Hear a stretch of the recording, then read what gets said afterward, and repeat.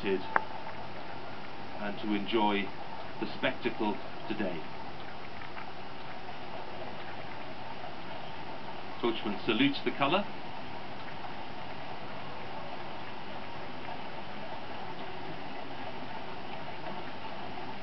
The Royal Colonels do likewise.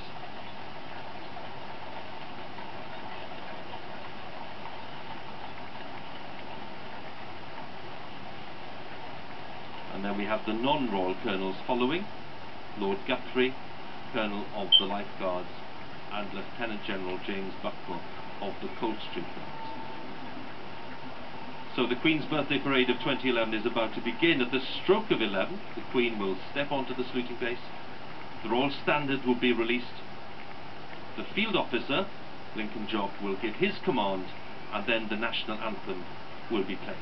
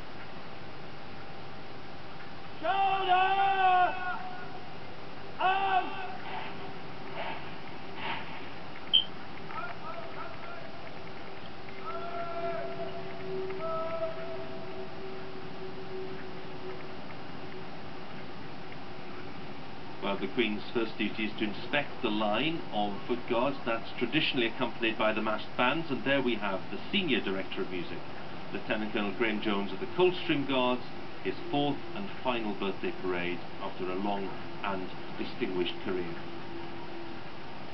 Preparing to conduct a fond kiss.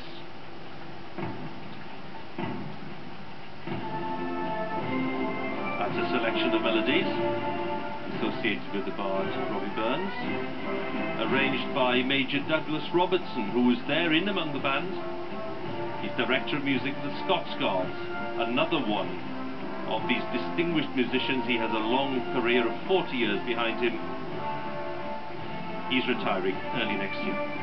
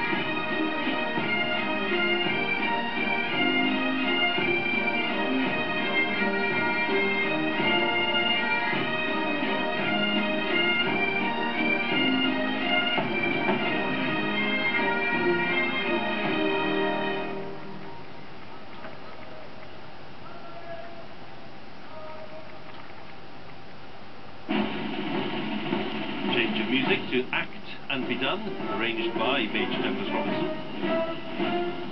Queen inspecting the line in her capacity as Colonel-in-Chief of all 7 regiments of the Household Division. These are, of course, the personal troops of the Queen, Sovereign's official bodyguard. Queen today wearing the brooch of the regiment trooping its colours, the 1st Battalion Scotland.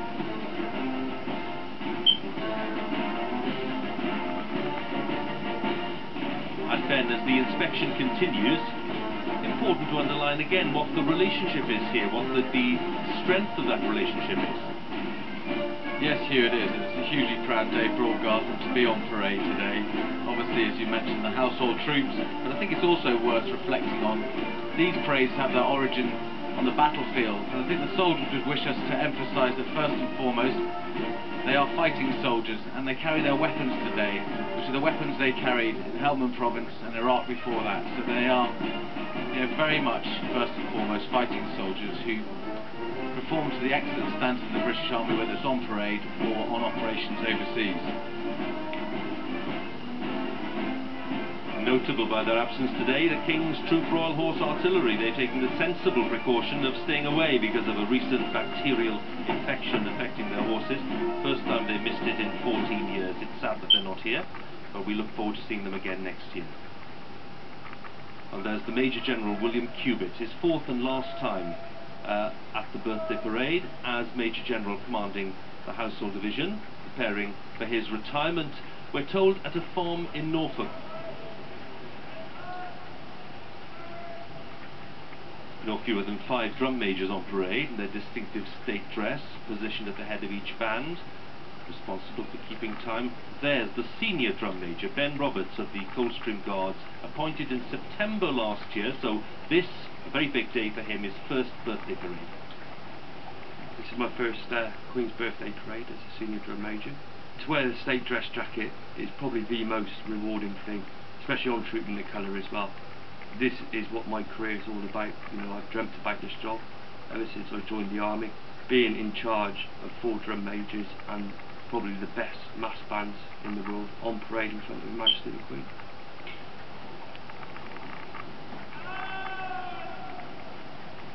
Quite a responsibility for Ben Roberts, previously in the Corps of Drums of the Battalion